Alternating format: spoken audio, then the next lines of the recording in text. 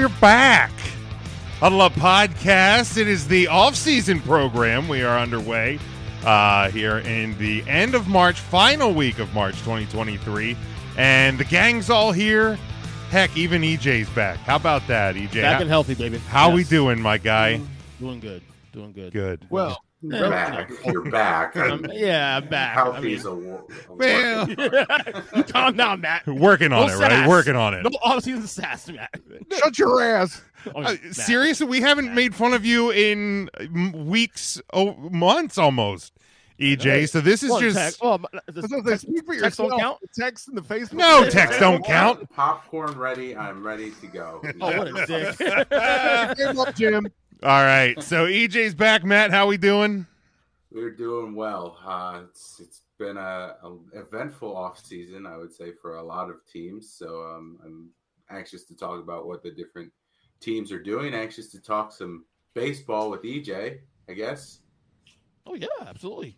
No, I'm just kidding. I'm anxious for Come on, Matt. He Matt. can't pay attention to baseball when he has the hockey playoffs coming up, right? You Huge, can't pay attention to either of those when he has the 17-month NBA playoffs. huge hockey fan. Favorite time of all year, according to the most unoriginated podcast of all time. I didn't name it. This guy did. Student of the game, Kyle Nash. How we doing? Listen, I was actually planning on taking another Tuesday off, but somebody name dropped me 3 times on his 5 Observations podcast, so I felt compelled to show the hell up. It was like the bat signal. I had to make sure you were going to be here. Is there still a pulse? You already know the bat signal is the blonde chick with the "We are so blessed to have Kyle." Well, Yes. that You is don't true. That you is true. don't But have sending to a GIF on a podcast doesn't work that well, Kyle. Oh well, One day make we'll it put on that there. public. I'm a calling you out, student of the game. And Mikey B, how we doing? We're good. Good. Glad the gang's all here.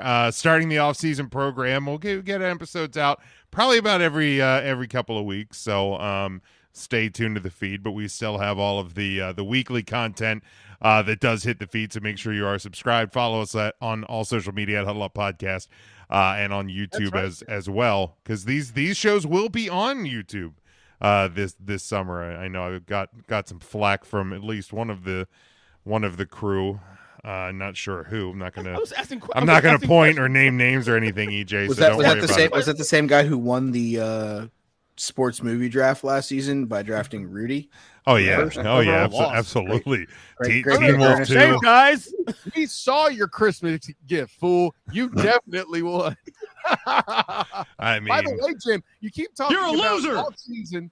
Nice. You keep talking about off-season right on your Huddle Up Podcast YouTube channel. The season, there is no off-season for the student of the game. You definitely see me rocking it on the Huddle Up Podcast YouTube channel as well. Huddle Up Podcast Inc. I'm excited about that. the busiest man in the business, student of the game, Kyle Nash. But guys, let's jump in for this one, and just so people who are used to catching us on these long form 2-hour weekly show, almost 2-hour weekly shows during the football season. That's not what these off season shows are going to be. These are a little bit shorter, a little like singular topic focused. So this one to kick us off, we're going to kind of look at some of the biggest news and bits and pieces from the NFL free agency and early offseason in the NFL that we've seen so far. And I want to start here because the NFL draft is not too far away from where we sit right now. The Chicago Bears a couple weeks ago made big news when they traded the number 1 overall pick to Carolina for DJ Moore. Carolina's first-round pick this year, second-round pick in 2023 as well, 2024's first-round pick in 2025's second. Reaction, EJ, we'll start with you. Who do you think actually won this deal? Well, let me rephrase. How badly did Chicago fleece the Panthers in this deal? Badly. I mean, they're probably one of the only teams in the league that actually has so many holes. You know where to start. So the question was going to be, okay, how much can you get back? So not only did they get some assets going forward, on top of a lot of cap room, just had free agency and all that, and now they have everything free, and they get a number one receiver in the league now in DJ Moore, who's a pretty good guy, pretty good receiver, to have. So I think they may like abandon, honestly. I'll say this about DJ Moore: he's an upgrade to what Chicago had. And what again? You know what I mean? So they upgraded. Yes. I still think that they need to address a number one receiver, but they certainly have the capital to do so. But Matt, your thoughts on this deal? We'll talk in a second about who we think Carolina is going to go with, because there's a lot of buzz and rumor there. But just overall thoughts on the deal itself. Yeah, I'm glad we tapped the brakes on calling DJ Moore one of the top receivers in the league. None of us did, except for the toolbox. Don't throw us any of that. And Jim, come on, man. The Bears have the stud receiver of Chase Claypool on that roster. So let's not be too nitpicky. But yeah, that was an absolute steal from that front office, which is good to see, because that front office has been incompetent for many years now. So it seems they're going in the right direction in terms of building around what they have in Fields, kind of giving him. I saw they'd spent a lot of money on the offensive line, which they needed to do. And I think that now they can kind of draft for best player available a little bit in the draft, as opposed to having to fill all of the holes that they had before the season started. I think having more there kind of gives them that freedom that they don't necessarily have to spend big on receiver or draft early on receiver. I think they could go with the day 2 pick at this point, and they certainly have plenty of that now. So I would say overall the Bears would get an A+. We'll see what the Panthers do with the pick, but right now it's a C-. All right, Mike, how about you? I would say the Bears fleeced them about as well as anybody else in the world could have. DJ Moore is obviously the improvement here over former Pittsburgh Steeler great Chase Claypool. I use those terms very loosely, as I'm an avid Bengal fan. And it stinks! Fuck Chase Claypool. Yes, I have anger towards him, Kyle. That's sure. Any Steeler I will have anger towards. I mean that's fair. You would think he was Joey Porter, for Christ's sake. Like, I would expect more. I mean, if Joey Porter got hit by a semi, I don't know, I'd be sad. I think you'd be more bitter about you observing Matt and Jim being San Antonio Brahmas fans because Joey Porter's a member of that coaching staff. But then you're all. Is he? Yeah. You use the fan term loosely there, Kyle. Yeah. I mean, I was a fan of them because of I'm former starting quarterback Jack Cohn. I'm willing to bet almost $5 American dollars. That's true.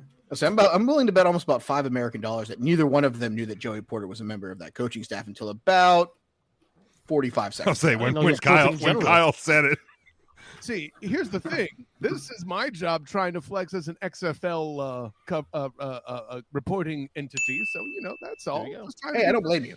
I'm trying to be the student of the game. Watching Hines Ward get his first career victory as a head coach 5 years after he was the head of football operations for a league that folded was a hell of a thing to behold. You're probably still pissed because he's probably one of the best Steelers of all time. But, hey, it is what it is. I can at least tip my cap and say that Hines Ward is a great wide receiver. If he tripped and fell, I wouldn't be sad. Back to the fleecing of the Carolina Panthers, and I don't want to get too far down the rabbit hole here, but that basically takes them out of a sweepstakes for a certain other quarterback because now they have no assets. Now they have no number one wide receiver. Right. We may get to that later. I don't know. I didn't read the notes later. Oh boy. What I will say though is the Chicago Bears have put themselves in a spot, the ability to draft best available, the ability to trade down with a team that may want to move up to get someone who has fallen. They don't have to rush to take somebody right now to build around. Right. They got a lot to improve over the next couple of seasons, but inevitably they still have to hit on those. So if we look at this as whomever the Carolina Panthers take as at number 1 for DJ Moore, I think the immediate turnaround, it leans more heavy towards Chicago. But if Carolina gets that franchise quarterback, that could potentially take them over the edge, especially in a division that is not going to be good this season. I think they're still live. So I think you lean towards Chicago, but I think Chicago also has to hit on those draft picks to make it look more of a fleecing than some of the media has. Because some of the media is literally being like, the Carolina Panthers are like the worst franchise of all time for what they've done here. And, now they're setting themselves back another 5 seasons. Kyle Trask, Derek Carr, whomever's playing quarterback for Atlanta, probably Desmond Ridder, and then insert whoever you draft at number 1 overall. I still kind of feel like they're live for some reason. Yeah, I mean, that division's hot garbage. With both of these teams, you have divisions that are going to be somewhat up in the air. Do we have a breaking news thing? Do we have breaking news? I have some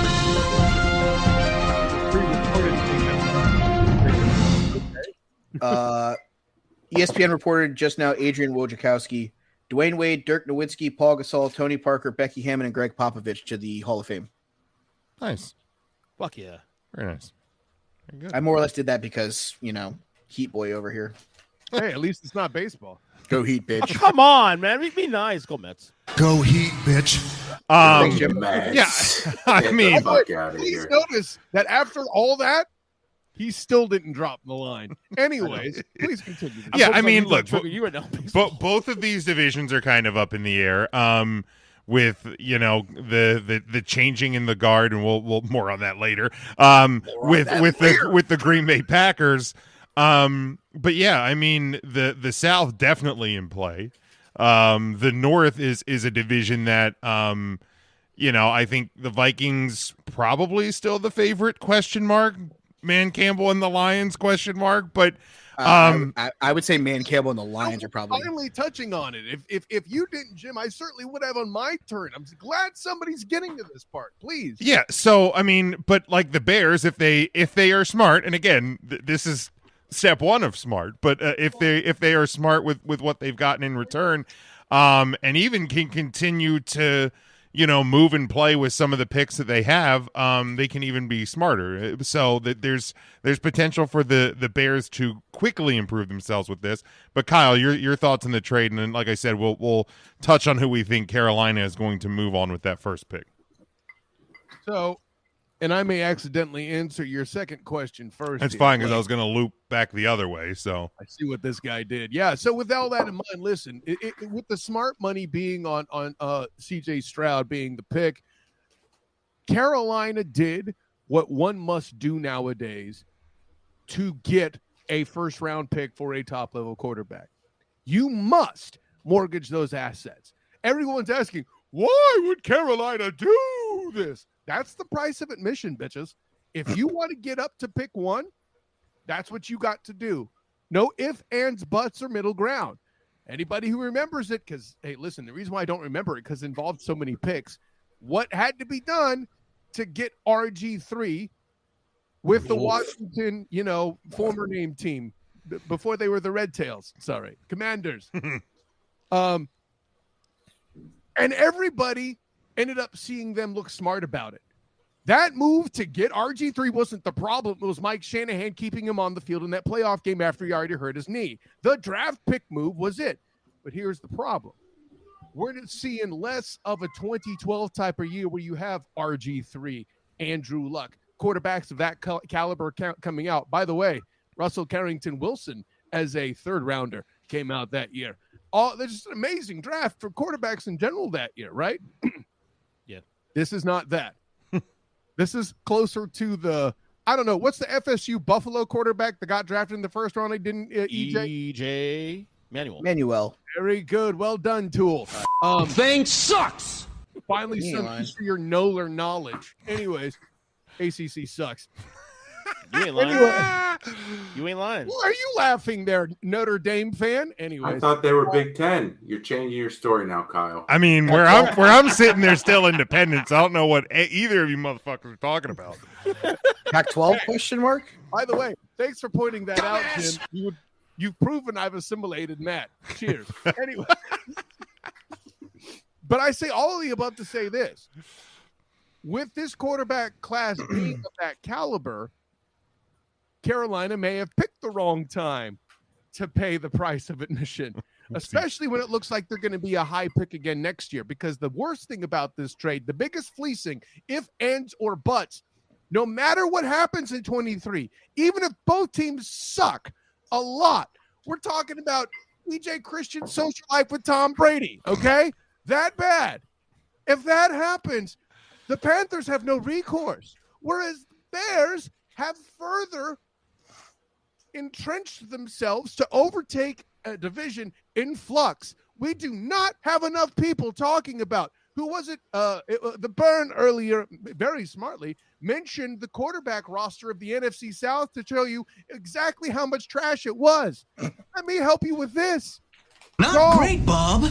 right? Goff, Love, Coopins, and the guy who I said when he got drafted might be the best quarterback in franchise history in Justin Fields, and it still may be true despite his struggles.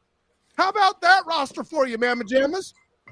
I mean, like I said, neither are great. Like, but both divisions. I mean, who is the best QB in Bears franchise history at this point? Cutler? Jim McMahon. McMahon, Cutler, McMahon? Man, I can tell you that. Look at his Sid throw. Luckman. I was going to say statistically, it's probably Jay Cutler. probably. is the historical guest. Cutler, listen, our good friend GWSTWLIOG Stelio, a damn sure tell you it's Jay Cutler. Says it every week on our text. Every week says it. Cutler's a god. Yeah, I mean, I guess. Right. So, and now, not only do they have the best quarterback. What's in the best division- way to cut your hand off? Like, I mean, like, is that the question we're asking? Yeah. Like, Here, this is why I hold the beer usually, so I don't talk so much with my hands. See, that's the thing. Not only do they have the quarterback position accounted for, they have enough draft picks now to fill in other pieces. And oh, by the way, DJ Moore and Chase Claypool are in support of whoever they bring in to be an actual top receiver. I believe the tight end situation isn't terrible. well, they have Komet, and they haven't. I don't know who else they have at tight end besides Cole Komet. Which, if he I'm can, not saying elite. no, but Listen, if Komet can stay Serviceable. healthy, he's better than Workable. a good portion of the league. he commit the standard is what I'm trying to tell you. Jesus. The good thing for the Bears, though, they have a lot of options. And when you have a lot of options, on top of having at least having knowing your quarterback is actually decent, you at least have a foundation to build on. Now, without the front office can do this going forward, that's a big question. Can the front office nail the picks and all that? That's the question. And you're not wrong, but I think we all kind of at least loosely reference foundation. My point is, winter is coming for this division, ironically, in the North, because all the other houses are falling, bitches. Who's got the best foundation right now? I got news for you. It's not the damn Pack, right? Man Campbell. I'm with you on that, Bern. I think they're the next most dangerous team because I think the Vikings are holding on to life. By the way, not for nothing, can we also make an aside that the Carolina Panthers are very wisely, although maybe paying the price of admission too high, too soon at the wrong point, and not waiting next year for one USC great Caleb Williams. Deal with it, you Irish up there at the top of the screen. All three of them? I mean, I'm not denying that Caleb Williams is good. I don't remember ever denying Not that, me. but okay. Hey, yeah, we also know how much you hate Joe Rogan. That's why we're not doing a long-form pod right now. But I mean, if you want to go 2 hours, I got 2 hours, but that's the setup was just too good, Jim. We haven't gotten to Aaron Rodgers yet, and I'm already getting on your politics. I'll tell you what, I'm interested in seeing the AFC, the NFC North over/unders predictions. Yeah, well, hey, it's going to be a lot of no numbers, EJ. I'll tell you that up front. Yeah. But the punchline's this: like, if the next best team's the Lions, who are allegedly a snake pick franchise, Man Campbell may ascend, and if Allegedly. he doesn't, yeah, exactly. If he doesn't, the Bears will. Now, here's the thing. My money's on Man Campbell. But with all that in mind, give the Panthers a little bit of credit. They're at least doing something to support a quarterback that's somewhat mobile, that can allegedly hit a pass with good receivers, like, the guy at Ohio State that darn near made it so he could beat Georgia, and then he got hurt, and then C.J. Stroud was a lot less useful, but I digress. He's going to have Adam Thielen and DJ Chark. And let me tell you, that's a hell of a pairing. Super fast guy, sure, maybe not Diggs or Jefferson like he was across from in Minnesota, and Thielen's in his late 30s. I get that. But for what they're trying to do in a division that as bad as we say the NFC North is, this worse. Need I remind you, losing playoff participant, right? Brady that. Anyways, so no, I say all that to say, to put a bow on it, the Panthers, I get the fleecing conversation. We obviously can't make it yet, but by the same token, they got fleeced. As a 49er fan, it's nice to see the Bears finally recover from the whole Trubisky fiasco. I digress. Trubisky or whatever the hell his name is. So Kyle, you're leaning Stroud, right? For the Panthers. I think I remember that in the start of your testimony. And I think if you're going to pick a quarterback as the Carolina Panthers, Stroud's the guy, right? Just as kind of a reference, last year everybody thought Malik Willis was the best quarterback, but if you were a Pittsburgh Steeler, the right pick was Kenny Pickett for all the reasons we don't need to go over again. The Carolina Panthers, listen, I could see plenty of teams picking a Bryce Young, and it would be the correct move. Carolina Panthers are not among them. In that case, you need a quarterback where durability is important, and Bryce Young's not that. Please see Kyler Murray. So, as the closest comparison we have. He ain't lying. As an athlete, as a guy, what off the cuff, Jim, when you hear people talk about Stroud, what's the first thing they say? I don't know. He's big. Okay. Right? Brian will shake his head. Yes, he's heard that. Well, he's really big. What do you like about Steve Brown? He's really big. Great. I don't care about his porn career. I want to see if he can deliver a pass. Okay? So, with all that in mind, that's the choice you would want to make if you're the Panthers, because protection, ooh, gosh, now that makes the porn joke even more awkward. Without protection, my. You're on a roll, buddy. A smaller quarterback is going to be an issue, whereas Stroud needs to be able to take some impact because he's going to take some hits. All right. Mike, anybody but Stroud? You mean A.J. McCarron? Oh, my God. Another useless Alabama quarterback? Because, Bryce Young's going to end up being the same. You're kind of apples and oranges, but if you they both got hurt a lot at Alabama. It is what it is. They're both going to fizzle out. I don't think Bryce Young is going to be that great of an NFL quarterback. It's C.J. Stroud. Unless they decide to do something stupid and draft Richardson, which I don't think they're dumb enough to do. ? Yeah, I'll go Stroud. All right. It's easy. Stroud it is. Matt, anybody but Stroud for the Panthers? I think they'd be dumb enough to draft Will Levis, but no, it's going to be Stroud. I mean, You dumbass. EJ, anybody but Stroud? Yeah, Stroud's a safe pick, for them. But I think Bryce Young's going to be pretty decent, though. If he stays healthy, I think he'll be decent. Something tells me he'll be the one. So he's coming off of as many collegiate injuries as Tua Tagovailoa, and Tua now has half of his brain matter left somewhere between Cincinnati and Miami. So hopefully he doesn't have that same career path. Could he be the Bama quarterback that actually breaks the mold finally? Shit. I wouldn't bet my house on it. If there is going to be somebody, it would be him. Name me another Bama Correct. Right. that is that low pile. Yeah, correct. No, he has the potential, but again, this league hits harder and hits faster. But does he count? Do we count him as I don't count him. I don't count Jalen Hurts as Alabama. Does Oklahoma claim him technically because he was a Heisman candidate there? The Big 12 sure as hell doesn't. I know you done seen all. Ohio State tries to claim Joey Burr, so we laugh at them too. No, you can't have them. Tigers. Yeah, no. All right. The obviously the next biggest thing coming out of the early portion of the free agency here is the Aaron Rodgers saga. Aaron Rodgers believes, or what was the wording that he used? Intends to play for the Jets. Yeah. And the Packers and the Jets are working on a deal to make Aaron Rodgers the quarterback in New York. Details have not come to fruition yet. Now, assuming this gets done, actually, let's start here. If these two teams can't come to terms, What does Rodgers do? Because I mean the Packers are done with him. I think he's done with the Packers. Does he just go back into that good dark room and forget about football? Like, No, he ain't retiring. $60 million. What's that for, Matt? The fingers crossed. Fingers crossed that he does. You want him to retire for real? I couldn't give a shit less what Aaron Rodgers does at this point. Make a decision. It's similar to the Brady retirement the other year. It's sorry. Careful, EJ. Careful, No. EJ. Yo. It's Tom. Leave Tom alone. No, but it's out of his hands at this point now. It's all about the Packers and the Jets. Is it out of his hands? I mean, it's a conversation at this point. He needs to shut the fuck up about it. He does.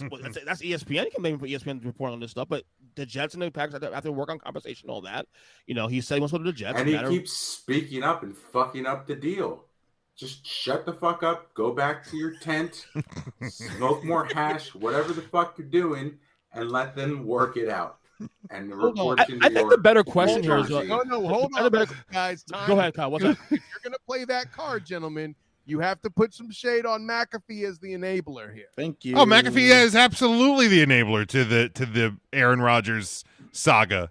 Carry on. I mean, it got him his biggest rating in the history of the show. It's going to be clear. Absolutely. Mad at it. It's Matt that's railing. Oh, there's too much Aaron Rodgers. Boys, McAfee's the man. That's a little ornery. But hold on. But why are we saying there's too much Rodgers? He doesn't say anything other than the weekly one thing through Pat McAfee. Okay. Okay. And every time you turn on ESPN, we have to pay Lamar $50 million. No, that's why I don't 5 watch days a week. ESPN anymore. Yeah. I mean, look, content is content. It is what it is. We got to fill time up. I get it. We're aware of you as the damn sports. But also, I think media there's, nut, I think there's a difference between ESPN talking about Lamar Jackson and Aaron Rodgers going on Pat McAfee's show every week, because like Lamar Jackson's not going on sports media himself and talking about things. What, one statement at this point? Yeah, I mean he sent the tweet yesterday. Which was done 3 weeks ago, apparently. So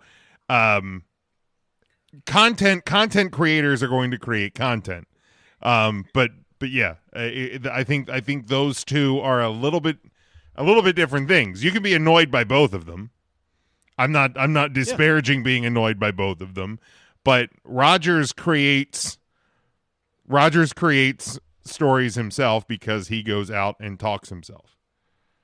Because he's a 37-year-old trying to get a trade done to get the fuck out of Green Bay. 39-year-old, actually. Even better at this point. At the end of the day.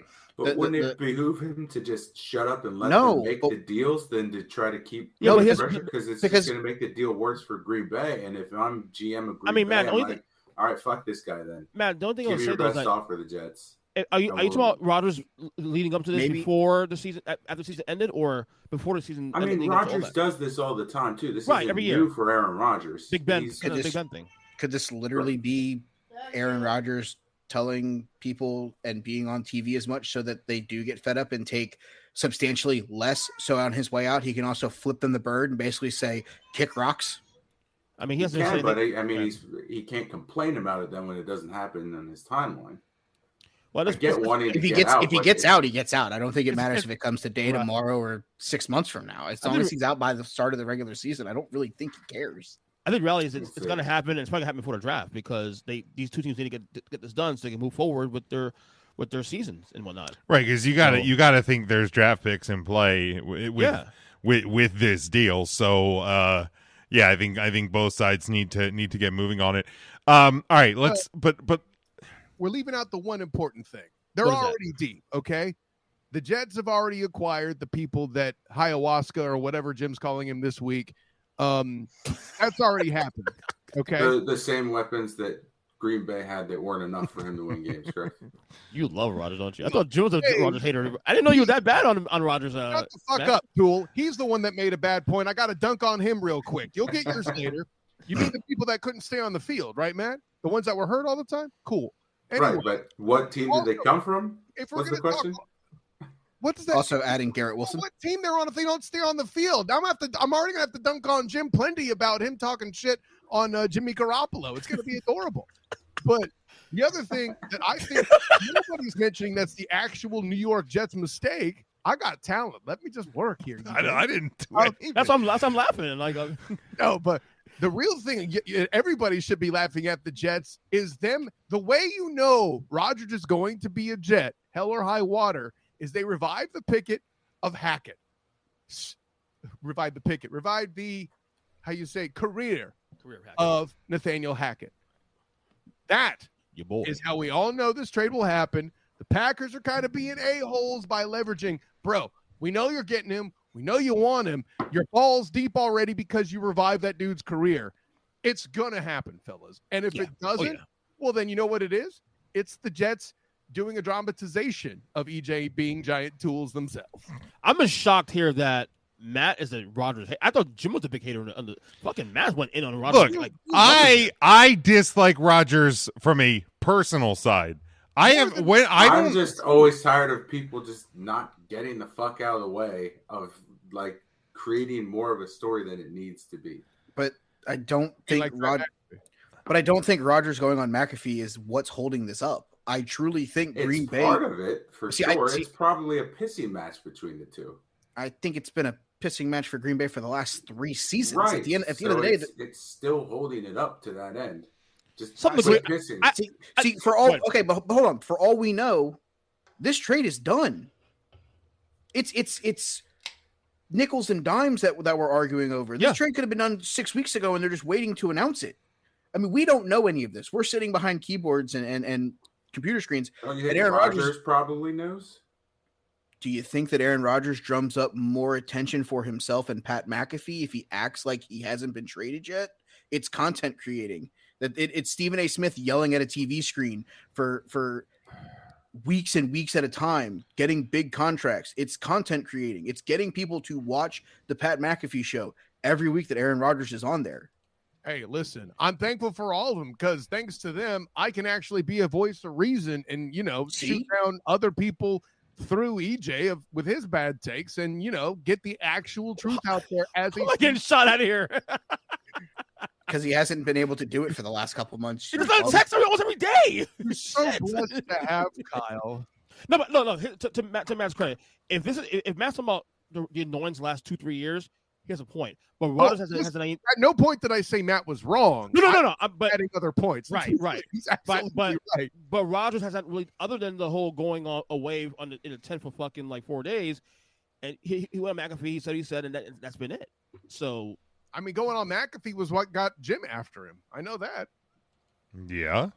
But he went on McAfee every Tuesday last season during the regular season. And because he took I'm going to go sit in a dark teepee and come out and say, I want to be a Jet. Now it's a problem. Like, we didn't have a problem whenever they were like, oh, no. Whoa, yeah. We still have a problem. I was going to say, I've had a problem with it.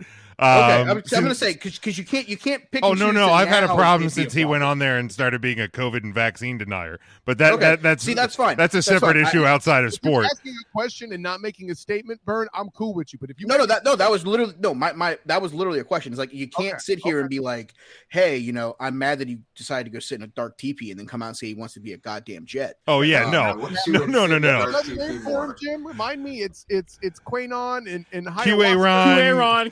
Yeah, QR12, ayahuasca Rodgers. AR12, that's it. But here we go. Actually, just within the last couple hours here. Pull it up. Holy snap.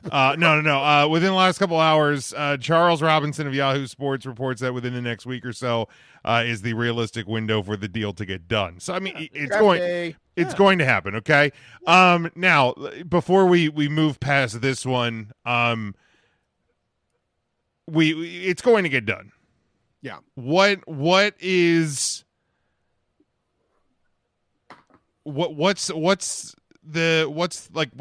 the highest reaching point for the Jets with Aaron Rodgers? Kyle, I'll start with you. What's the question? No. I've been loud enough already. I want Matt to take this one first so I can write his coattails on this because he's probably going to nail it. What's the ceiling for the Jets? What's the ceiling for the Jets with Aaron Rodgers under center this year? Okay. Division's still kind of tough. I would say even with Rodgers, let's give him 6 wins. Oh, Nope. Ceiling of 7. I'll give him an extra one. Ceiling of 7. Hey, Okay. okay, I'm not Hater. quite that bad off, but these idiots that are claiming Jets to the Super Bowl, put the drugs down. Oh my God. No, they're not going to have a winning record. And 7 is the absolute ceiling. I could see them. I haven't looked at their But schedule. that's what they were. That's what they were last year, though. 7-10 last year.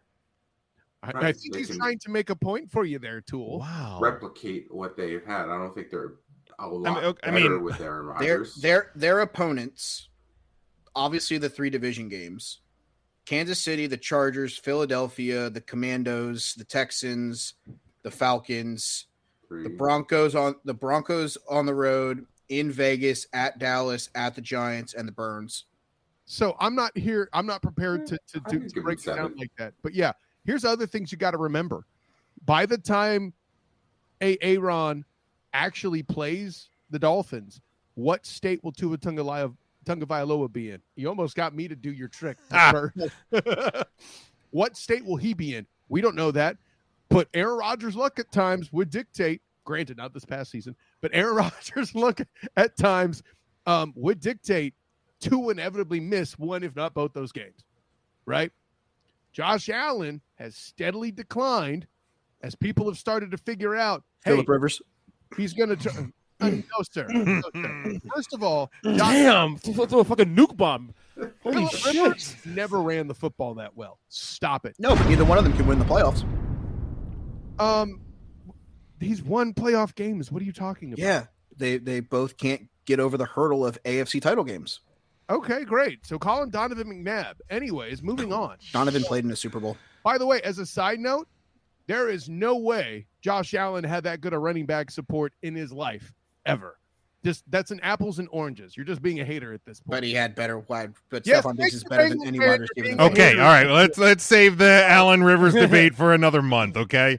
That's definitely a nice off-season topic, though. I'll tell you that. And then all of the above, yes, I know it. You're certainly going to steal it anyways. And listen, Bert and I'll talk about it, and I'll probably end up agreeing with him some. But to call him Phillip Rivers outright, no, put the pipe down. Anyways, by the way, Josh Allen will never be as good as Phillip Rivers in his twilight years either. But that's again another topic. Focus. I like you for this, Bert. Yeah, Focus.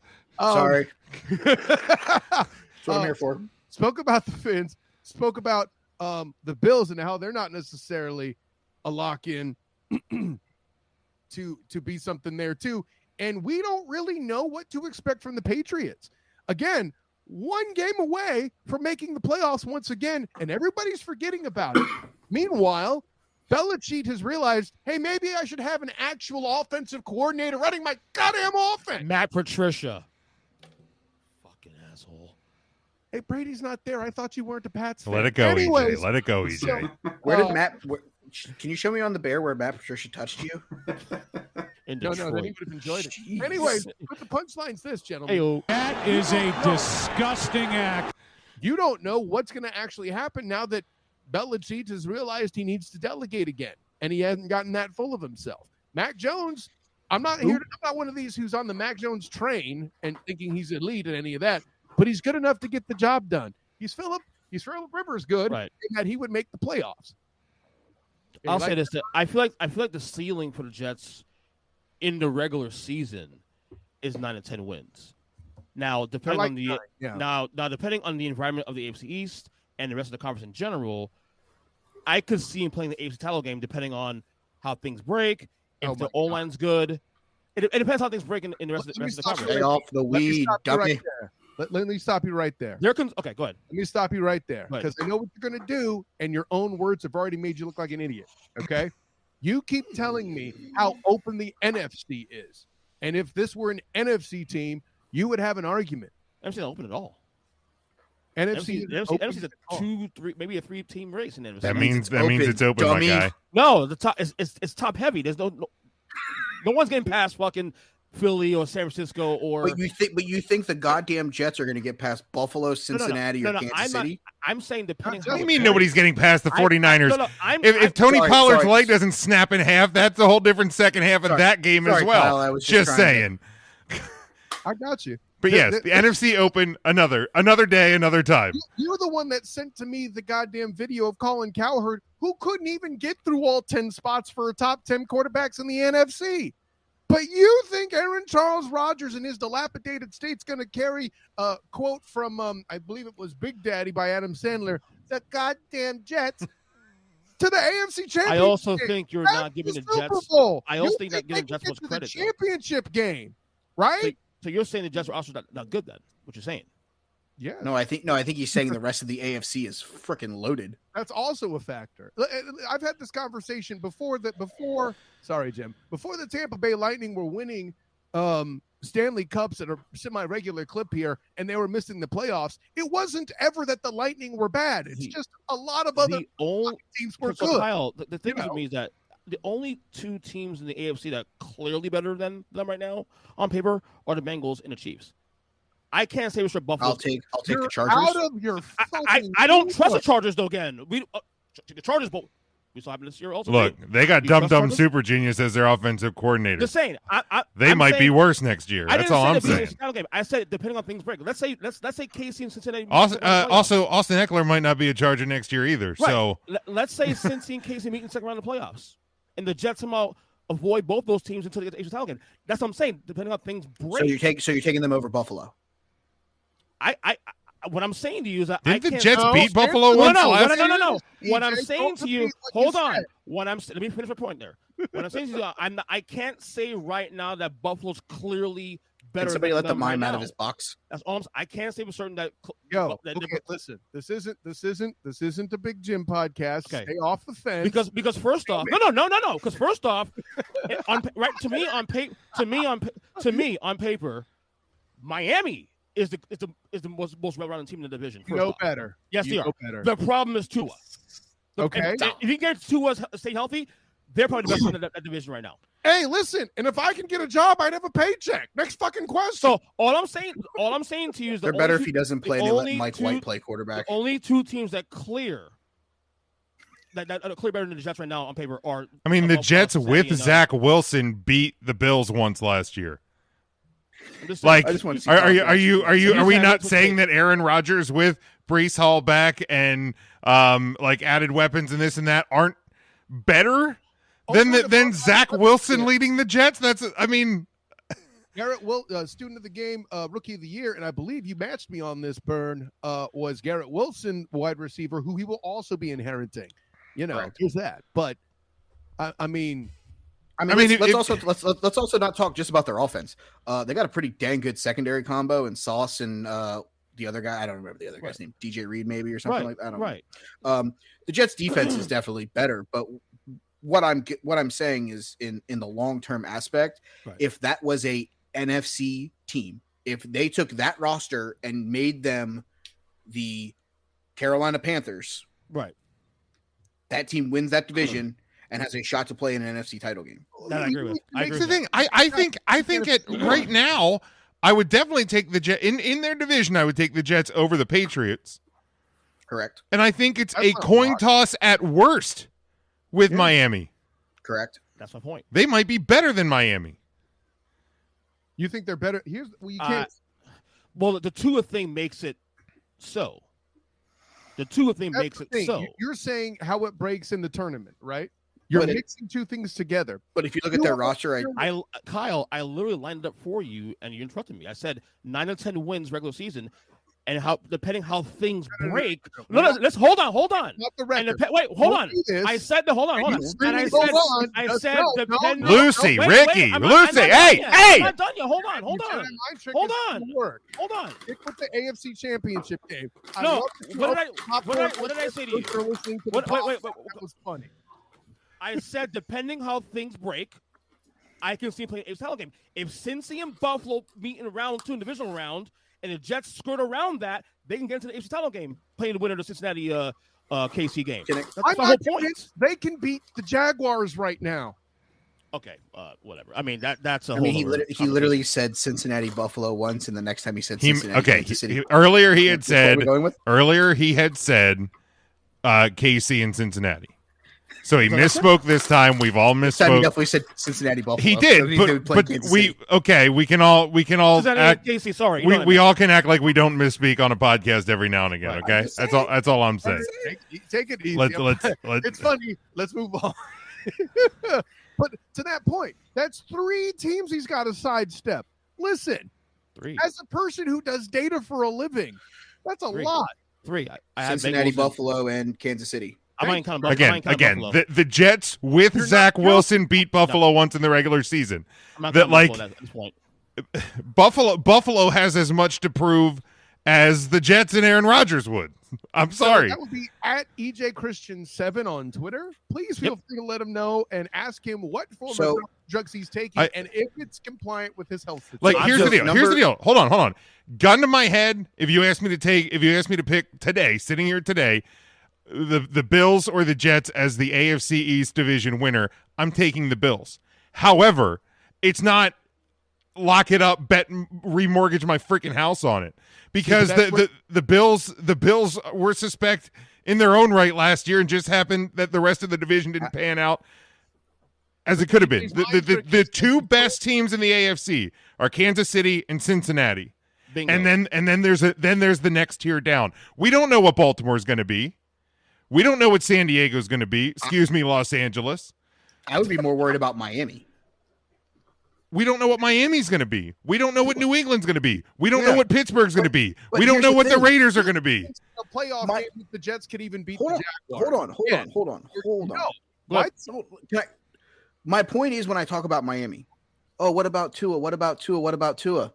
Do we not forget the guy who played quarterback for the same team that you're trying to sell me on, Aaron Rodgers, taking to the playoffs? Mike White is the backup there. Get Mike White with Tyreek Hill and Jalen Waddle. Mike White is Cooper Rush. The number 2 wide receiver. The number 2 wide receiver for Aaron Rodgers is like 8,000-year-old Alan Lazard going into a new offensive scheme. I'm sorry. Wait, he's old. Is that old? He's like, is he year 4? That old. Yeah. I mean, he's literally been paired with Rodgers since like 1908. It feels like he's just always there. You're thinking of Randall Cobb, my dude. Donald Driver. Greg Jennings. I mean, the point is, I'll cap this discussion at this. Anybody who's putting the Jets in the Super Bowl right now are stupid. I agree. You're stupid. That part I agree with. You're stupid. If you want to make a case that they have a shot at making the AFC title game, I'm not saying you're that crazy. The Jaguars made it there with Blake Bortles a couple years back, okay? So let's like elite defense. I mean, the Jets defense is really freaking good. And some really Breece Hall was fantastic before he got hurt. You have the offensive rookie of the year, the defensive rookie of the year. You have guys that Rodgers likes to throw to. You're asking all these people to replicate last year's performance too. Well, I mean, isn't that what projections and thoughts and offseason content is all based Garrett on Wilson anyway? Wins offensive rookie of the year. Breece Hall has a great year. Let's put a whole new offense in there. I mean, a whole new offense. You bring in somebody that 2 of these panelists on this show have talked about being one of the best quarterbacks in the history of this league. I understand that he's 39 years old. But don't just write that off. That matters. Aaron Rodgers used to lead his team in rushing on a regular clip. I understand that, but like when you're talking about a Zach Wilson, Mike White, Joe Flacco trifecta, even at 39 years old, I'm taking Aaron Rodgers against that field. Okay, right. But again, this is why there are times I want to throw things at EJ Christian. His Jedi mind trick got to you. I'm not saying they can't win the division. I can make an argument for they probably will, because Tua will not stay healthy long term, in my opinion. If he does, I'm more than happy to admit I'm wrong as hell and let all my. Where was the Jedi mind trick though? This is what I don't understand. I was very. This is your hand. No, you don't get to talk over me. You ask the question, you're gonna get an answer. Okay. When you were waving around and being like, well, I said the record ceiling was 9. I don't care about that. Not talking about that. Talking about the AFC Championship title game. Mm-hmm. If you're focused on them winning the division, possibly, that's 9-7 talk. That won't matter. That's not long haul stuff. You can lose games and still make it into the damn playoffs. Please, I covered the Jacksonville Jaguars and watched it happen in person. It was always the Jags, as they would tell you. But when it comes to AFC Championship games and playoff action, tell me the last time ayahuasca was clutch. Vietnam. God damn, Burn. Really? And that's why, Kyle. He doesn't have the Dallas Cowboys and to play that's why, against anymore. and that's why that's true. Really? And Kyle, that's why Really? I said. And Kyle, that's why I said depending on how things break. Joe Buck yourself. That's all I'm saying. That's all I'm saying. No, that disclaimer ain't it. I'm telling. Well, it is. So you're telling me if he runs like Jesus, who he met while smoking all that weed in the blacked out tent, then he can get to an AFC title game? So his ceiling is the divisional round. If the Chiefs are the 1 seed, Bengals 2 seed, or vice versa, whatever it may be, then obviously the ceiling is the divisional round. I'm down. There we That's go. all I'm saying. Cool. Jesus Christ. But everybody else up below them in the AFC, I can't make a case being clearly better than them either. That's all I'm saying. Jim agrees with me also too on that. Yeah. There's a lot of question marks in the AFC. Listen, just because you're an Irish fan suddenly doesn't mean Relax on that bullshit, okay? Somebody play the Notre Dame fight song for those 7-5. three. There's a lot of question marks. Now I'm gonna go Stephen A on their ass. Oh, Shit. good God. There's a lot of question marks in the AFC. But let's skip over a whole bunch of other teams and moves and smaller deals because Jesus Christ, we're already at 50 minutes. And let's go to the one that I'm surely won't garnish any more opinions like the ones we just had. Lamar Jackson went on Twitter yesterday, announced that he requested a trade. It's been, as Mike says, the daily talking point on ESPN. I wouldn't know. I don't listen to ESPN. Why would I? I was only forced to. But so the whole Lamar Jackson saga. And Mike, I will start it with you because I feel you're going to talk over everybody else anyway. So Mike, go ahead. Nope, I would have muted myself. Well, I'm giving you the floor. I will cut you off if needed. Okay. So first off, he decides that he's going to put out a tweet that he requested a trade. What was the date on that tweet? I'm sorry, I don't follow him on the Twitter sphere. On the tweet or the request? No, he tweeted it yesterday, correct? But it was March 2nd that he requested the trade. Yes, and what day did the Ravens put the tag on him? March 4th, I think it was. On or around that. Okay, so he requests a trade. They decide, okay, a couple days later, to put the tag on him, and everyone is blowing up the Baltimore Ravens about, I can't believe you guys put the tag on him. Why wouldn't they? It's business. Thank you. You don't think he's worth 2 first-round draft picks? What? But because he puts the tweet out 22 days later. We got to listen to 20 days of ESPN and Fox Sports 1 and insert random sports show here talk about how bad of an organization is the Ravens are because they put this tag on Lamar. See, all you did was just show me that you don't listen to the Student of the Game podcast. You're the only one that actually has any kind of I would context. feel that as a Bengals fan, you would enjoy this discourse, Mike. Oh, I'm loving every minute of it, but I'm also sitting here as someone whom is. I like that. I mean, I love every minute of it because here's the way I look at it, okay? Lamar Jackson is either going to miss the last 5 games of the season like he always does as a member of the Baltimore Ravens, and they'll find a way to blow any shot they have of making the playoffs. Hold on. Well, that's 2 years, but yeah. Recent memory. I'm sorry, did we not talk about how great they were last season, and all of a sudden, oh, look, he's gone. He was gone the year before. Right. Focus. So both can be right here. Focus. Both can be right here that the reliability is an issue. Mm-hmm. I think the problem with people, there's bad actors on ESPN saying that he deserves, and I think he deserves the money. But to suggest that I'm out. to suggest that Baltimore doesn't have a fear or should have a fear of him lasting, an entire year. It should be something that should be considered also too for Baltimore because the last 2 years have proven that loosely. That's all I'm saying. No, it's a great point. It's one I've made. I won't beat the dead horse with you, but I think just as an aside, we have to mention, and I know we can't go down this rabbit hole, Jim, because this was literally a pod in itself. Trust me, I did it with my friend Nicholas Jorgensen from Denmark. I listened to it. Great content. Yeah, no, he's a fantastic great analyst, stuff, and he's in English, by the way. Matt, can you just pass that bottle behind EJ to me? I think I need a little.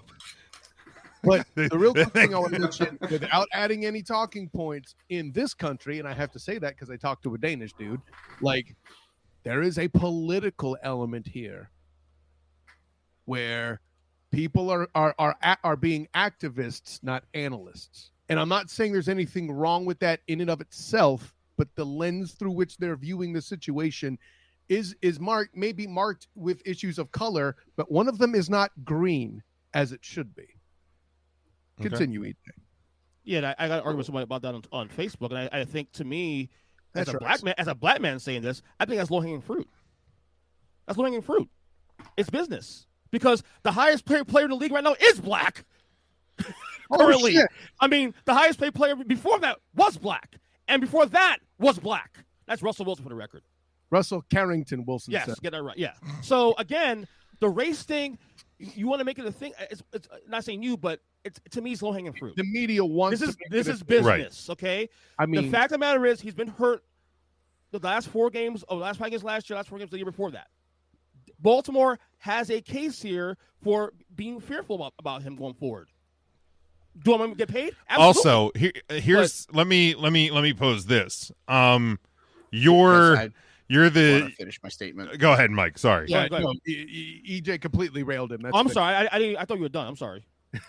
No, you telling me that he deserves to get paid was what kind of just I had to take a step back because I was going to lose my mind. Because here's the thing: let's not forget that he's already turned down 2 contract extensions because he thought he was worth more. He bet on himself, and he lost. Well, he's betting, and let's be careful with saying lost. The negotiation process is still happening. So here's the thing: he's lost as getting more money from the Baltimore Ravens.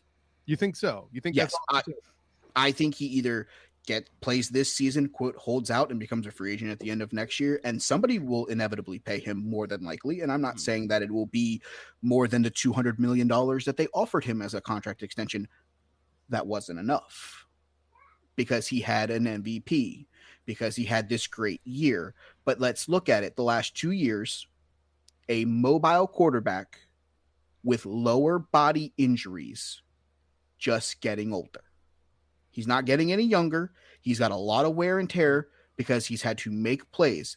I'm sorry. What happens if this turns into RG3 and he blows his ACL out after someone pays him $250, $300 million with most of it being guaranteed? Thanks a lot to Shawn Watson. Appreciate that. there you go. Right. I look at it from the standpoint of from the Baltimore Ravens perspective, it is a business decision, as Kyle has said. They want him to be a member of the Baltimore Ravens. They feel like they need him to be a member of the Baltimore Ravens. But for $230 to $250 million, with some of it, but not all of it being guaranteed. The problem is Lamar Jackson has people in his ear saying, hey, remember that MVP you won? Hold on, time out. People in his ear. Who's that? Oh, his friends, his advisors. Okay, his entourage. Because to remind the public, yes, who may not know, he represents himself. Correct. Yes. No. I knew you knew that, but that correct. sounded confusing for those who, anyways. And I appreciate that for the clarification. His homies are telling him, you're worth more. And the thing is, maybe if he misses last season and improves this past season, that he stayed fully healthy and things just went wrong and they just weren't able to get over the hump and he was doing this, fine. But, coming off of the MVP seasons and all that, and then it's the injuries. This wears on guys. This almost feels like Cam Newton to me. Cam Newton survived a while too, for what it's worth. But this feels like it's more of a Cam Newton, like just the bottom drops out. And I from a fan perspective, as a person who has a little skin in the game because I'm a Bengals fan and they're in our division, yes, I enjoy watching the quote turmoil. But the problem is he worth $250 million? Yes. Do I think he's a better quarterback than maybe Kyler Murray? Yes. Do I think he's better than Deshaun Watson? Potentially. Deshaun Watson has a lot less contact on him because he sat out those couple of years, and there was a lot of rust on it last year, and I get it, and that's what you're trying to say. But at the end of the day, there's a lot less miles on those legs of Deshaun Watson. Yes, the Cleveland Browns are the Cleveland Browns. But at the end of the day, Lamar Jackson was the only weapon that the Baltimore Ravens have had for 3 years. There's a lot of wear and tear on that body. They've done nothing around him. $200 to $250 million with a lot of it being guaranteed, I think it's a slam dunk move for the Baltimore Ravens. Anything more than that, they're putting themselves in financial struggles for the foreseeable future because they're not drafting well. They have not drafted him a solid number 1 wide receiver in years. Rashad that's more for a lack of trying. And now the numbers that were out there allegedly, wasn't the first number he was offered like 3 years, 133 or something like that, 4 years, 133? So what's that a year? 50? Closer to 40. Okay. Right. What, 133 over 3? I can't remember the number exact. It was 133 guaranteed. I think it was at the number. Yes, that'd be 40. It'd be like 45. I don't even look at the other number. Yeah, I only looked at the guaranteed, and you better bet Jack's paying attention to that too. And Kyler Murray got more than that. Right. That doesn't make it okay. And I think this is the point. Isn't that the point for Lamar's side? Is he's watching other guys that, you Family Feud poll, studio audience of 100 NFL fans. Are people are, there's probably at least a decent number of people that are putting him better than Kyler Murray, putting him on the level or better than Deshaun Watson. And I think that's the point his camp is arguing, right? Like, and this is why he is going to bat for himself in this way. Like, I understand why the Ravens are doing what they're doing. Right. But like that's the other side of the business, right? As hard as this is going to be for Byrne to hear, but he's already loosely said it himself. The Ravens aren't the villains here. The Browns and the Cardinals. Yes. And by the way, as an aside, the market is the villain who guaranteed the entire life of their players' contract in coupons. They're the blame here. Curtis Montague, Coupons the Third, Esquire. Stop it. But right, that's the problem. The market's the problem. Mm-hmm. Like, in Lamar's case, why should I be penalized for Cleveland being a dumb fuck team? Because you can't stay healthy. No. He's asking that from the Ravens' perspective. No, I think he's asking that from Lamar's perspective. Why should Lamar be punished? Dumb team. Lamar isn't being penalized. He's being offered a pretty significant contract. Do we know the number? Do we know the number of the last one? The last number that was offered? Do you know that? I don't know whether hypothetically throw a dart at the wall, say it's $40 million. It's less than Kyler got. He thinks he's a better quarterback than Kyler Murray. He's going to want more money than Kyler Murray, just like he's going to want more money than Russell Carrington Wilson because he believes that he is the best quarterback. Which here, breaking news, this just in: if you are an NFL quarterback and you don't think that you deserve to become the highest paid quarterback in the league, you don't have that competitive juice in you, then there's a problem. Why are we here? You might want to readdress what you're doing. But at the end of the day, hold on. But at the end of the day, if you're the Baltimore Ravens, and I'm talking from M&T Bank Stadium, if I'm the Ravens, I'm willing to pay X amount, and if he's not going to sign for that, you have every right to go out and find you a deal. The problem is we haven't heard anyone that's even wants to have the conversation. We hear people talk about, the Washington Commanders could go get him. They have no cap room currently right now, though. Even if they had cap room, they've done this. They've done this song and dance. Of course, yeah. Lower body injury quarterback. They've done this song and dance. RG3. I mean, also, that's not the same. Hold on. I'll tell you, a lot of quarterbacks with a lot of wear and tear on their legs. Here's the thing: the better thing that the Ravens are scarred by, over and above all the stuff we've said, is they're only how many years removed from one Joe Flacco fleecing them similarly. And by the way, he wasn't even talented like Lamar. So you can imagine how scared they are.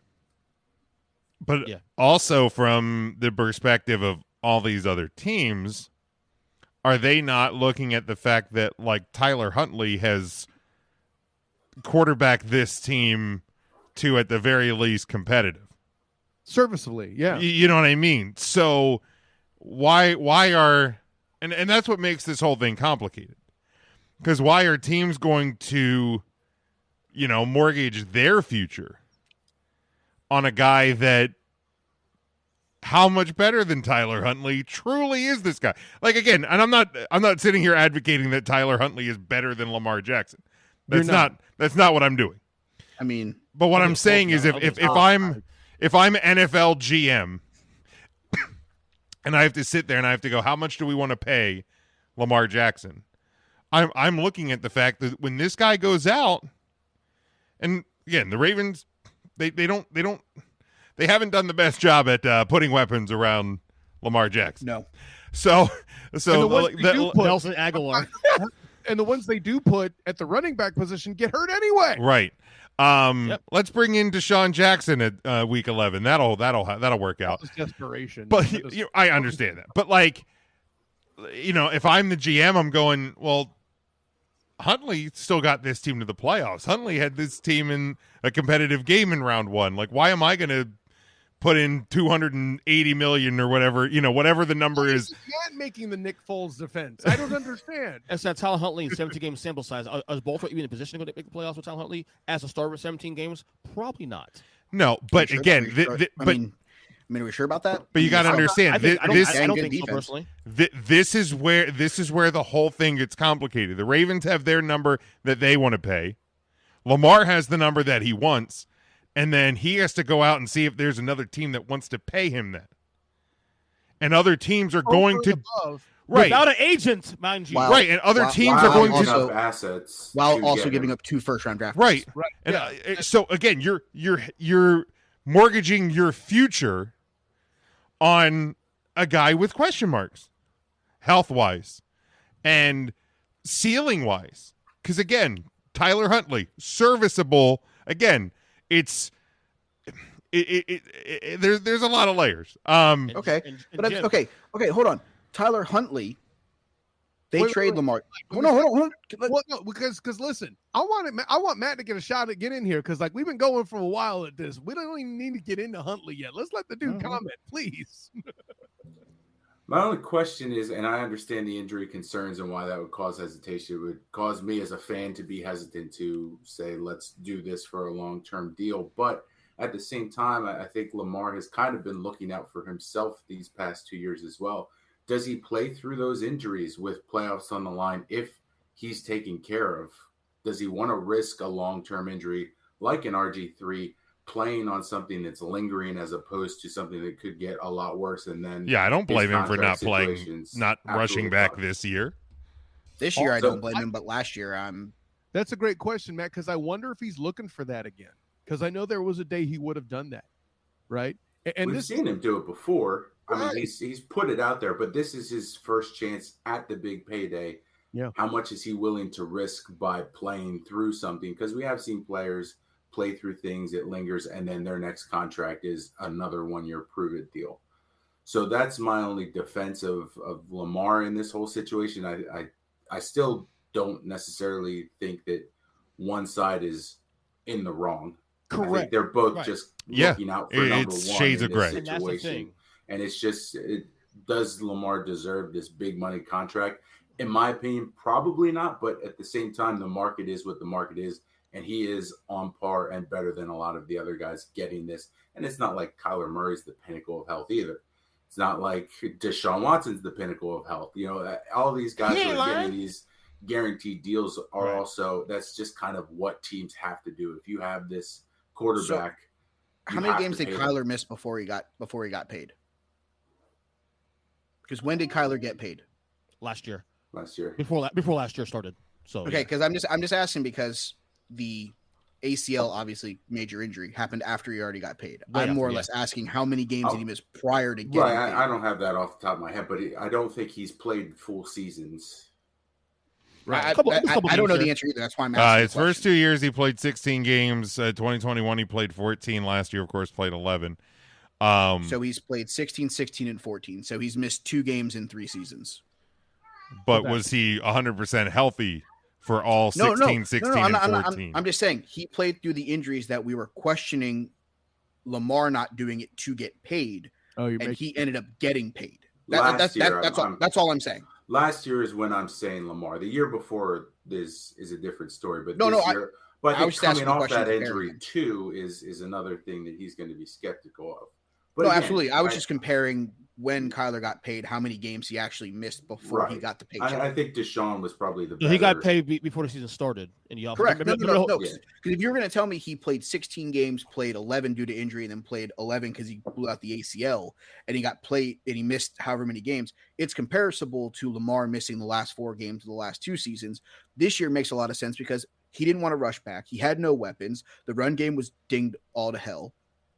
And he knew that they were at best a one and done in the playoffs, where if he had a bad game, that's all people would remember because what have you done for me lately? This season, I understand 100%. A bad game when he broke 300 yards in a game that his team lost. I'm not disagreeing with you. I'm adding to it, brother. It's just one of those things where this year I get Lamar, but when you're Baltimore, you've offered him 2 contract extensions, and it's not good enough. It's not good enough.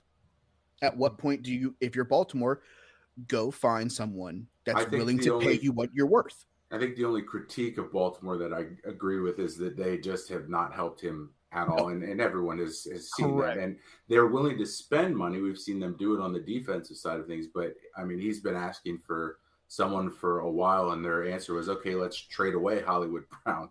So and isn't that as much of an argument for him wanting out than anything? Because what signs besides the signing of Nelson Aguilar have the Ravens given that they are going to bring in weapons around him? Super Bowl champion Nelson Aguilar. Watch your ass. I was going to say it earlier too.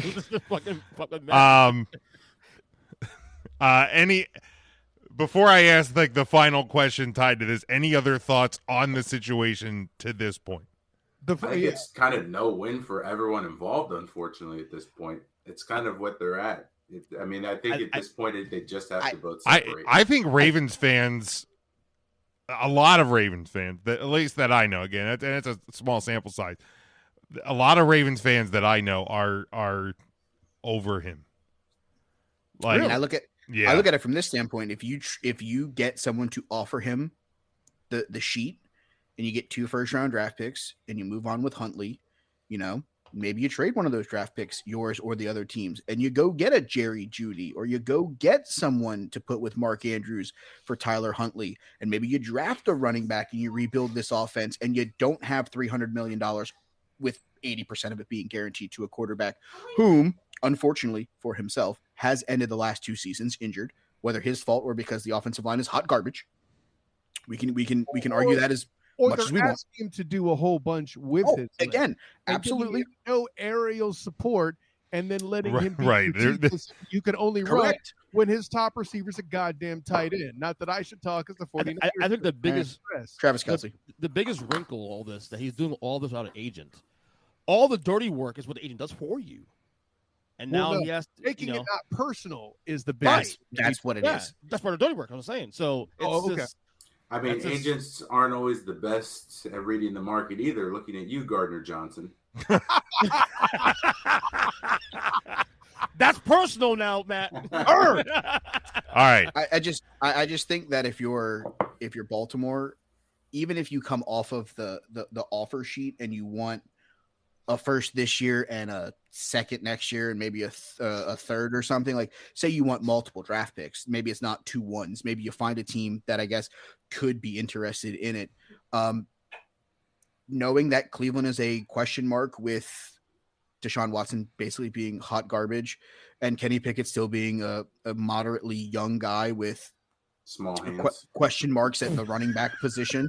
The only team that you're really still like, man, I think we're behind them is Cincinnati. And that's another thing, kind of like the conversation that we just had with, Aaron Rodgers being a member of the Jets. Like Tyler Huntley with a couple of weapons and a decent defense, that team could finish second in the North real quick. And listen, I know you're a Bengals fan and you're going to crap all over this, but it's still the truth. You and I both know if they started Kenny Pickett from game 1, they made the playoffs, period. Correct. 100%. No, I'm not going to shit on that at all. It's solely the stupidity of the Pittsburgh Steelers organization to start. What's his name? Trubisky?